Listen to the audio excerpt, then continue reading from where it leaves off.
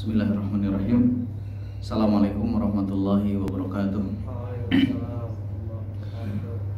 Amsayna wa amsamul kulillahi walhamdulillahi la syarikalah, la ilaha illa huwa wa ilaihi nusyur. Amsayna ala fitratil islam wa kalimatil ikhlas wa ala dini nabiyina Muhammadin sallallahu alaihi wasallam wa ala millati abina Ibrahim hanifa wa ma kana minal musyrikin. Rabbi israh li sadri wa yassir li amri wahlul 'uqdatam min lisani yafqahu qawli. Jamaah yang dimuliakan Allah Subhanahu wa taala. Alhamdulillah di sore hari ini yang mudah-mudahan ini menjadi kesempatan ya, yang berharga bagi kita untuk terus mengoptimalkan hari-hari kita, mengoptimalkan sisa usia kita dengan amalan-amalan kebaikan yang tentu saja ini merupakan kesempatan yang tidak akan datang kedua kalinya, karena hidup kita di dunia hanya satu kali. Setelah itu kita akan menghadapi yang namanya kehidupan yang abadi, yaitu nanti kehidupan di akhirat. Jamaah yang dimuliakan Allah Subhanahu wa taala, hari ini kita masuk surat yang ke-95 ya, surat At-Tin. Setelah sebelumnya di bulan yang lalu kita masuk surat Al-Alaq. Nah, kita hari ini masuk pembahasan surat At-Tin. Surat At-Tin ini sebagaimana kita ketahui di dalam Al-Qur'an urutan ke-95 yang terdiri dari 8 ayat. Kemudian 34 kata dan 162 huruf ya. Surat At-Tin ini juga sering disebut namanya itu surat Az-Zaitun atau surat At-Tin waz-Zaitun, Wat-Tini waz-Zaitun. Mengenalnya dengan kata-kata itu. Nah, para ulama berpendapat bahwa surat At-Tin ini, jumhur ulama mengatakan surat At-Tin adalah surat Makkiyah. Artinya surat-surat atau ayat-ayat yang turun di Mekah. Melihat karakternya, melihat redaksi ayatnya, para jumhur ulama sepakat bahwa ini adalah termasuk surat Makkiyah. Artinya surat yang turun sebelum hijrah. Intisari dari surat ini yaitu surat ini menjelaskan tentang penciptaan manusia dengan penciptaan yang sempurna. Kemudian juga peringatan dari Allah Subhanahu wa taala bagi manusia yang dengan penciptaan yang sempurna tetapi bisa terjerumus ke dalam sesuatu yang sangat hina, kecuali yaitu orang-orang yang beriman dan yang beramal soleh. Kemudian bagi mereka itu adalah pahala yang tidak terputus, karena Allah Subhanahu wa taala Maha Adil dan Maha Bijaksana. Ini kurang lebih intisari dari surat At-Tin. Nah, kemudian di penjelasan sebab turunnya surat ini ada sebuah riwayat ya, riwayat sahih yang diriwayatkan oleh Al-Jamaah. Al-Jamaah itu berarti diantaranya adalah Imam Bukhari dan Imam Muslim, mengatakan dari Malik wa Syaibah an Adi bin Thabit, dari Adi bin Thabit, anil Bara, dari Bara bin Azib, karena Nabi sallallahu alaihi wasallam, bahwa Nabi sallallahu alaihi wasallam yaqra'u fi safari, membaca dalam perjalanan atau dalam safar Rasulullah fi ihda rak'ataini bitin waz-zaitun.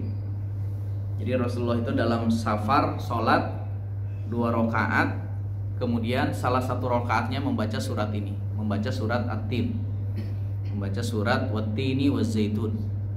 Kemudian sahabat ini mengatakan fama sami'tu ahadan ahsana sautan au qira'atan minhu, dan saya tidak pernah mendengar seseorang yang lebih baik suara dan bacaannya selain bacaan ini. Maksudnya berarti bacaan Rasulullah itu suaranya bagus, ya, kemudian fasih, dan orang yang mendengarkan bacaan Al-Quran atau bacaan ayatnya Rasulullah akan takjub.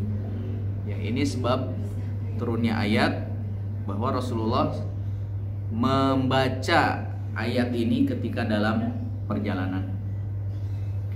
Nah, jamaah yang dimuliakan Allah Subhanahu wa taala, sebelum kita masuk ke pembahasan ayat demi ayat, seperti biasa mari kita sama-sama baca terlebih dahulu bersama-sama ya surat At-Tin. Insyaallah sudah hafal semua ya surat At-Tin. Kita baca bareng-bareng.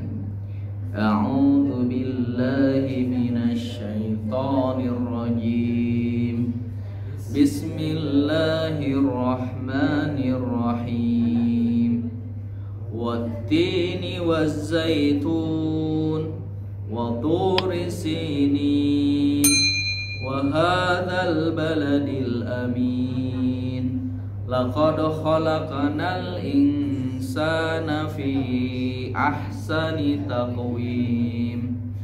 Thumma radadnahu asfala safilin illa alladhina amanu wa amilus solihati falahum ajrun ghairu mamnun. Fama yukadzibuka ba'du biddin. Alaysallahu biahkamil hakimin. Shadaqallahul azim. Mudah-mudahan bacaan surat At-Tin menambah pahala bagi kita yang membacanya dan bagi jamaah juga yang mendengarkan bacaan surat At-Tin ini. Amin ya rabbal alamin.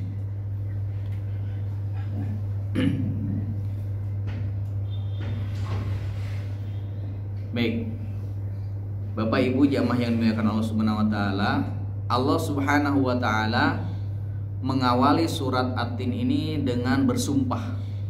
Bersumpah dengan 3 hal. Bersumpah dengan At-Tin, wat-tini, waz-zaitun, wa turi sinin, 3 hal. Gitu. Nah, karakter surat, jadi ketika Allah bersumpah mengawali surat dengan sumpah, berarti ada sesuatu hal yang setelah sumpah itu ada sesuatu hal yang ingin disampaikan, dan ini adalah sesuatu yang sangat penting ya. Ya, seperti kalau misalkan kita analogikan, ketika kita ingin menyampaikan pesan ya, kita misalkan sebagai pimpinan di sebuah perusahaan atau di sebuah lembaga gitu ya, atau di sebuah organisasi, ketika ingin menyampaikan sesuatu yang penting, biasanya diawali dulu dengan prolog ataupun pembukaan yang membuat semua hadirin yang saat itu hadir supaya mereka punya perhatian yang lebih. Nah, biasanya di dalam karakter-karakter surat yang kita baca, ketika Allah bersumpah atas sesuatu, berarti akan menyampaikan pesan yang sangat penting, pesan yang maha penting.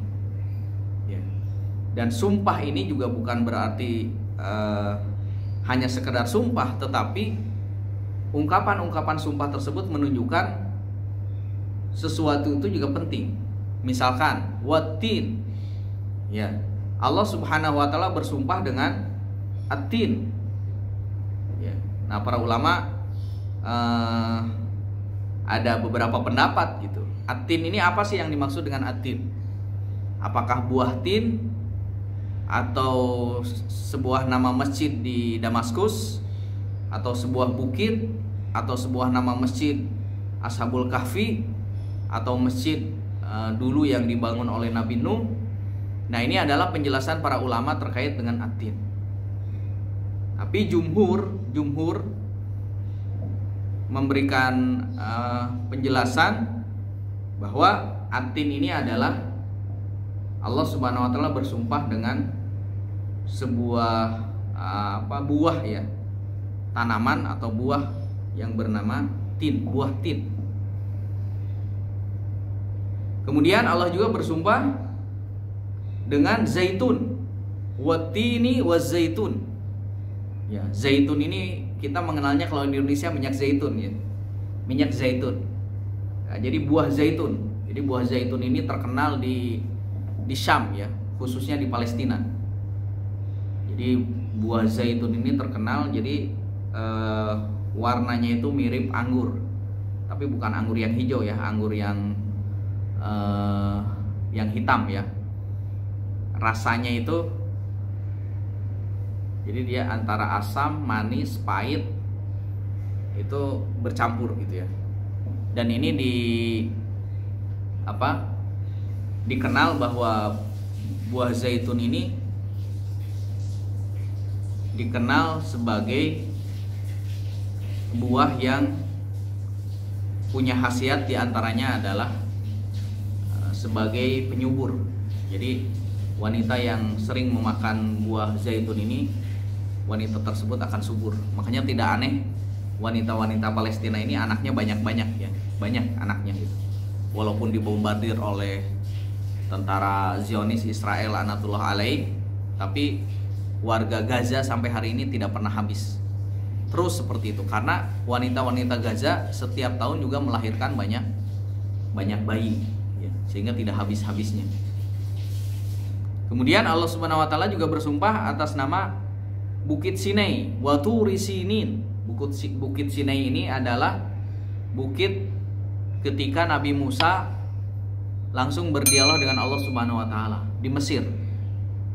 Terus Allah juga bersumpah atas nama Wahadal Baladil Amin. Bersumpah atas Balad Al-Amin. Al-Balad Al-Amin ini maksudnya adalah Mekah. Mekah Mukarramah. Dan di dalam tafsir Ibnu Katsir dijelaskan ya. Waalaikumsalam. Di dalam tafsir Ibnu Katsir menjelaskan bahwa sesungguhnya Allah Subhanahu wa taala bersumpah atas 3 tempat ini juga menunjukkan bahwa Allah Subhanahu wa taala menjelaskan tentang Nabi Ulul Azmi, Nabi pilihan. Ya, kita mengenal ada Nabi Ulul Azmi ya. Nabi Ulul Azmi ini adalah Nabi pilihan yang secara secara ujiannya lebih berat dibandingkan nabi-nabi yang lain, sehingga kita mengenalnya Nabi Ulul Azmi. Misalkan Allah Subhanahu wa taala bersumpah wattini wazzaitun. Ya, ini berarti Allah Subhanahu wa taala tengah menceritakan tentang kisahnya Nabi Isa alaihissalam. Ya, karena Nabi Isa ini di Palestina, di Baitul Maqdis. Ya, kemudian wa Turi Sinin, berarti Allah Subhanahu wa taala sedang berbicara tentang kisahnya Nabi Musa. Karena Bukit Sinai ini yang ada di Mesir ini adalah tempat di mana Allah Subhanahu wa taala berdialog dengan Nabi Musa. Kemudian yang ketiga, wahadzal baladil amin. Ini berarti menceritakan tentang Nabi akhir zaman, yaitu Nabi Muhammad sallallahu alaihi wasallam. Nah, ketiga nabi ini masuk kategori Nabi Ulul Azmi, baik itu Nabi Isa, Nabi Musa, dan Nabi Muhammad sallallahu alaihi wasallam. Nah, ini yang dijelaskan dalam tafsir Ibnu Katsir. Kenapa Allah Subhanahu wa taala bersumpah dengan 3 hal ini? Di samping ini merupakan tempat-tempat yang sangat istimewa, juga Allah bersumpah dengan 3 hal ini karena Allah sedang bercerita tentang Nabi Ulul Azmi, yaitu Nabi Isa, Nabi Musa, dan Nabi Muhammad sallallahu alaihi wasallam. Nah, ayat selanjutnya inilah konten yang ingin Allah sampaikan kepada kita. Jadi kalau istilah bahasa Al-Qur'annya tadi itu al-qasam. Tadi itu sumpah. Nah, ini adalah al-muqsam alaih, isi dari pesan yang ingin disampaikan. Ayat yang selanjutnya, ayat yang keempat, kelima, keenam. Ya, ini pesan yang ingin disampaikan oleh Allah Subhanahu wa taala melalui surat ini. Setelah bersumpah dengan 3 hal yang sangat luar biasa tadi. Apa pesannya? Yaitu pesan yang pertama, laqad khalaqnal insana fi ahsani taqwim. Ini pesan Allah Subhanahu wa taala yang pertama. Bahwa sesungguhnya Allah Subhanahu wa taala laqad khalaqnal insana fi ahsani taqwim. Allah Subhanahu wa taala sudah menciptakan manusia ini dengan bentuk yang ahsan, takwim, sempurna. Sidik jari kita beda.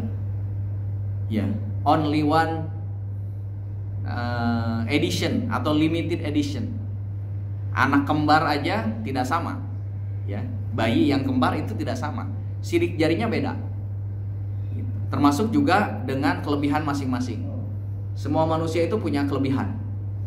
Ya, bahkan para peneliti di zaman sekarang dia punya kelebihan masing-masing. Ada kelebihan secara logis matematis, ada kelebihan bahasa, ada kelebihan seni dan lain sebagainya. Semua kita itu punya kelebihan. Semua manusia pasti punya kelebihan. Ya.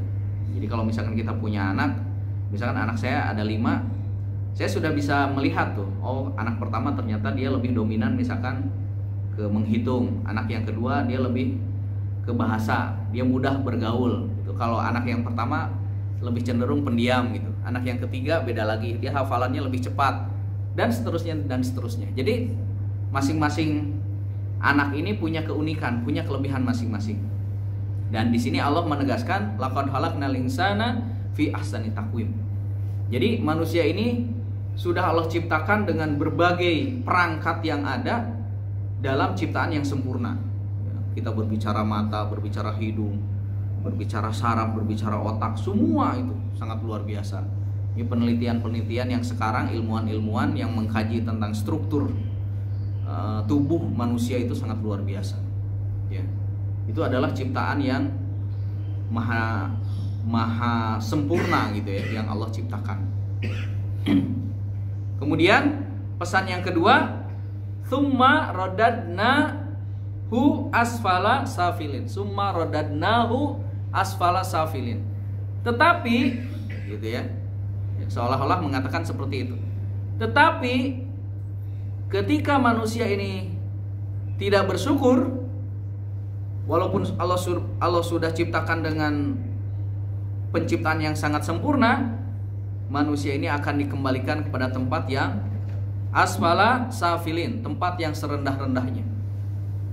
Jadi manusia yang dengan berbagai kelebihan yang Allah berikan kepada manusia, dia akan lebih rendah, bahkan lebih rendah daripada binatang. Ya, ketika manusia ini keluar dari fitrahnya sebagai manusia. Makanya pesan yang ketiga adalah bagaimana manusia ini supaya tidak terjerumus kepada posisi yang paling rendah serendah-rendahnya, bahkan lebih rendah dari binatang, kecuali illalladzina amanu wa amilus solihat, kecuali orang-orang yang beriman dan orang-orang yang beramal soleh. Jadi ini yang membedakan apakah manusia ini akan tetap mulia di hadapan Allah, atau manusia ini akan lebih hina dibandingkan, bahkan lebih hina dari binatang di hadapan Allah.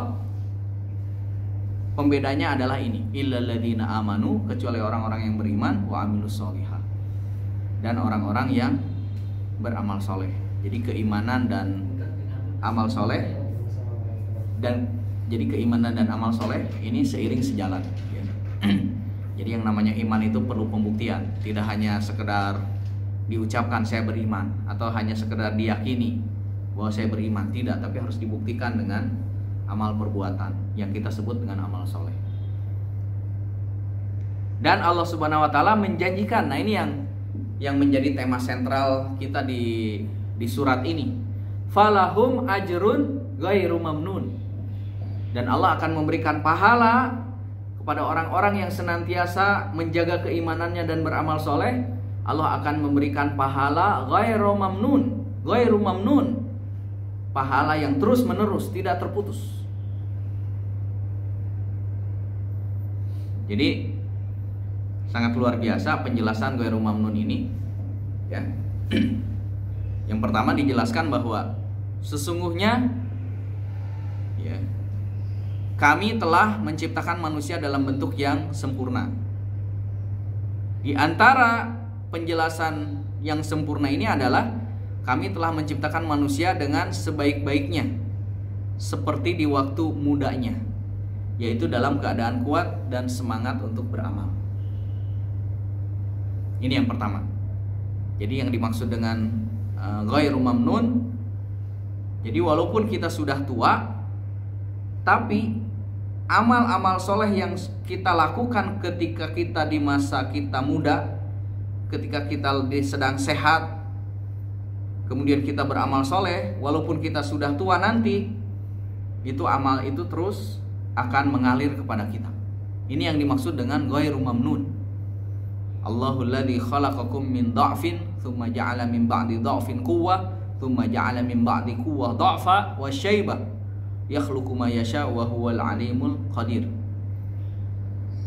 Nah, di dalam hadis juga disebutkan dari Abu Musa, idza marida al-'abdu aw safara kutiba lahu mithlu ma kana ya'malu muqiman sahihan. Jika seorang hamba sakit atau bersafar bepergian, maka dicatat baginya semisal seperti keadaan ketika ia beramal saat tidak bepergian dan saat sehat. Gitu ya. Ini janji Allah. Jadi betul-betul ketika di masa sehatnya dioptimalkan untuk beribadah, ketika dia diuji mendapatkan musibah sakit, maka amalan-amalan yang biasa dilakukan ketika sehat itu akan tetap mengalir walaupun kondisinya saat ini sedang sakit. Nah, ini kemahaadilan, kemahabijaksanaan Allah Subhanahu wa taala. Ya. Di dalam hadis yang lain, misalkan Wahbah Zuhaili mengutip hadis dari Ibnu Abbas yang dimaksud dengan bahwa tsumma radadnahu asfala safilin itu adalah mereka orang yang dikembalikan kepada umur yang paling lemah. Umur yang paling lemah ini misalkan usia-usia dia sudah pikun gitu ya. Umur yang paling lemah, pikun, lemah. Oleh karena alasan tersebut, kemudian Allah menurunkan ayat ini, bahwa tetap bagi mereka pahala, falahum ajrun ghairu mamnun, seperti pahala amal mereka sebelum pikun gitu ya. Jadi ketika misalkan ada ya manusia yang hari ini usianya sudah misalkan 80 atau 90, beda-beda juga ya. 90 ada yang masih sehat gitu ya, tidak pikun gitu, masih ingat semua. Tapi ada juga yang memang sudah pikun gitu, sudah tidak ingat apa-apa, tapi masih diberikan kesempatan hidup oleh Allah. Nah, orang-orang yang seperti itu, walaupun dia sudah tidak bisa beramal, amalan-amalan yang biasa dilakukan ketika masa sehatnya itu akan terus mengalir kepada orang tersebut. Ini yang dimaksud dengan falahum ajrun ghairu mamnun. Maka ya, di sini dijelaskan juga usia muda saat kita masih fit ya, manfaatkanlah dengan sebaik-baiknya. Janganlah disia-siakan. Mintalah perlindungan kepada Allah agar terhindar dari usia tua yang jelek gitu ya. Sebagaimana contoh doa Rasulullah sallallahu alaihi wasallam. Ya, mungkin ini bisa kita amalkan gitu ya. Allahumma inni a'udzubika minal kasal wa a'udzubika minal jubni wa a'udzubika minal harami wa a'udzubika minal bukhli gitu ya. Ya Allah, aku berlindung kepadamu dari kemalasan. Ya Allah, aku berlindung kepadamu dari jubni. Jubni ini ketakutan. Dan aku berlindung kepadamu dari minal harami, sakit ya. Dan aku berlindung kepadamu ya Allah minal bukhli, dari kikir atau pelit, bakhil gitu ya. Artinya amalan-amalan yang bisa kita optimalkan di masa muda itu justru akan menjadi investasi kita ketika kita nanti sudah pikun, sudah tidak bisa beraktivitas apapun, misalkan hanya bisa berbaring di atas kasur ataupun tidak bisa berjalan, hanya bisa duduk di kursi roda dan lain sebagainya. Tetapi amalan-amalan di masa kita waktu sehat, di masa kita masih muda itu ternyata akan tetap mengalir pahalanya kepada kita.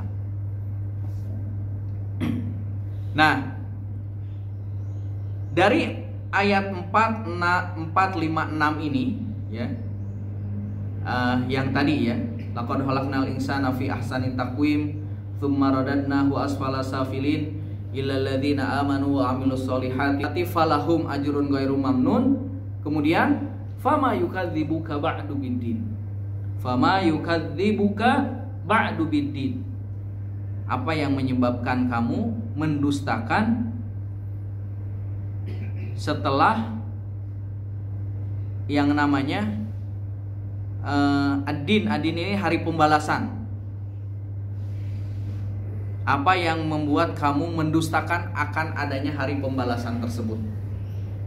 Padahal Allah Subhanahu wa taala sudah jelaskan bukti-buktinya. Ya, misalkan bukti penciptaan ini, bukti penciptaan manusia ini kan sebagai bukti. Siapapun tidak bisa membantah bukti ini. Dari mulai kita ada di perut ibu kita masing-masing, kemudian lahir bayi, dari mulai tidak bisa berbicara, bisa berbicara, dari mulai tidak tahu apa-apa jadi tahu apa-apa, belajar sampai tumbuh menjadi anak kecil, menjadi remaja, menjadi dewasa, sampai menjadi orang tua. Ini sesungguhnya adalah bukti yang nyata bahwa Allah Subhanahu wa taala mempunyai atau sudah membuktikan penciptaan yang sangat sempurna. Nah, dengan bukti seperti itu, apalagi yang membuat ya kamu, kata Allah, apakah yang menyebabkan kamu mendustakan? Fama yukadzibuka ba'du biddin. Mendustakan akan adanya hari pembalasan. Ya. Maka dijawab alaihissallahu biahkamil hakimin. Bukankah Allah yang maha biahkamil hakimin, hakim yang seadil-adilnya. Nah, penjelasan fama yukadzibuka ba'du biddin, jumhur ulama menjelaskan bahwa dalam ayat ini ya, ma di sini fama ma isim istifham, maksudnya adalah takjub. Jadi pertanyaan tetapi tujuannya adalah supaya kita itu menjadi ngeh akan sesuatu. Dan hitomnya itu adalah kita, manusia. Sehingga kalau kita maksudkan dari ayat fama yukadzibuka ba'du biddin ini adalah maka apa yang mendorongmu untuk mendustakan hari kebangkitan setelah jelas dalil yang mengatakan adanya hari pembalasan. Sesungguhnya penciptaan manusia mulai dari tadi ya, nutfah, dari mulai mani membentuknya menjadi manusia yang sempurna, berubah menjadi sempurna, kemudian balik lagi menjadi lemah gitu ya, menjadi pikun, menjadi tidak ingat apa-apa, tidak bisa bekerja dan lain sebagainya, merupakan dalil yang paling jelas atas kekuasaan Allah untuk membangkitkan manusia kembali dan memberi balasan.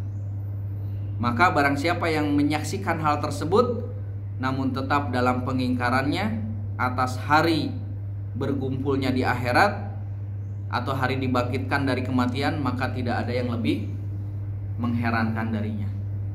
Jadi sesungguhnya tidak ada alasan bagi manusia tidak percaya akan adanya hari kebangkitan, akan adanya hari akhirat. Sangat mudah bagi Allah untuk membuat penciptaan tersebut yang tadinya tidak ada jadi ada, tumbuh, kemudian menjadi lemah lagi. Itu adalah siklus, ya, siklus yang Allah berikan. Maka dengan bukti itu harusnya ya, di ayat ini menjelaskan, dengan bukti itu harusnya manusia tidak lagi yang ingkar bahwa sesungguhnya hari kebangkitan itu ada, bahwa sesungguhnya manusia ini akan dikembalikan lagi. Dari mulainya tidak ada, dari mulainya lemah, dia akan lemah lagi. Setelah melemah dia akan kuat lagi. Itu mudah bagi Allah untuk merubah siklus-siklus itu. Nah, makanya di terakhir ya, di penjelasan alaihissallahu biahkamil hakimin Ini ada sunnah ya. Ada sunnah yang disebutkan dalam hadis Abu Hurairah, dan ini juga disebutkan oleh Imam An-Nawawi dalam kitab At-Tibyan ya, dalam adab berinteraksi dengan Al-Quran, bahwa ketika selesai membaca ini, misalkan ayat terakhir alaihissallahu bi ahkamil hakimin, kita disunahkan membaca bala wa anadzalika minas syahidin ya, bala wa anadzalika minasyahidin. Bala itu ya, tentu saja, dan saya atas hal tersebut ala dzalika syahidin, minasyahidin, termasuk orang yang menyaksikan. Artinya ini jawaban dari pertanyaan, apakah kalian bersaksi bahwa Allah adalah seadil-adilnya hakim, sebijaksana-bijaksananya pengadil? Maka tentu saja dengan keterangan yang tadi kita akan menjawab bala, betul, betul sekali. Wa anadzalika minasyahidin. Saya juga bersaksi bahwa Allah Subhanahu wa taala Maha Adil, Allah Subhanahu wa taala Maha bijaksana. Terakhir sebagai penutup dari penjelasan surat At-Tin ini ayat 1 sampai 8 bisa disimpulkan beberapa poin. Yang pertama adalah kaitannya keutamaan Nabi Ulul Azmi yang tadi disebutkan ya. Allah bersumpah watin, wazaitun, waturisinin. Keutamaan Nabi Ulul Azmi, Nabi Isa, Nabi Musa, Nabi Muhammad SAW yang disebutkan di dalam surat ini. Kemudian yang kedua, buah tin dan buah zaitun sangat banyak manfaatnya. Dianjurkan untuk menanamnya. Bahkan sekarang banyak ya buah tin, buah zaitun ini diolah ya, ada minyaknya, misalkan minyak zaitun, ada buahnya dan lain sebagainya. Karena ini ternyata tidak mungkin Allah Subhanahu wa taala menyebutkan nama-nama buah ini di dalam Al-Qur'an kalau itu tidak ada manfaatnya. Pasti banyak manfaatnya. Kemudian yang selanjutnya, kota Mekah adalah kota yang mulia dan penuh rasa aman. Wa hadzal baladil amin. Wa hadzal baladil amin, gitu ya. Sampai sekarang ya, tidak bisa pesawat-pesawat atau peluru-peluru atau rudal-rudal tercanggih secanggih apapun menyerang ke Mekah, ke Ka'bah. Tidak bisa, karena itu langsung dilindungi oleh Allah Subhanahu wa taala. Kemudian yang selanjutnya, yang keempat, Allah memuliakan manusia dengan menciptakannya dalam bentuk yang sebaik-baiknya. Ini hanya diberikan kepada manusia, penciptaan Allah yang sangat sempurna yang diberikan kepada manusia. Nah, kemudian yang terakhir, Allah memuliakan seorang muslim ketika ia dipanjangkan umurnya. Ketika ia berada di usia senja, tetap amalannya dicatat seperti yang muda. Nah ini ya, falahum ajrun ghairu mamnun. Allah terus memberikannya kebaikan dan menjauhkannya dari kejelekan. Mudah-mudahan kita semua termasuk orang-orang yang sekarang masa-masa kita bisa beraktivitas, kita optimalkan dengan sebaik-baiknya, karena pasti akan datang nanti di mana masa kita tidak bisa berbuat apa-apa lagi.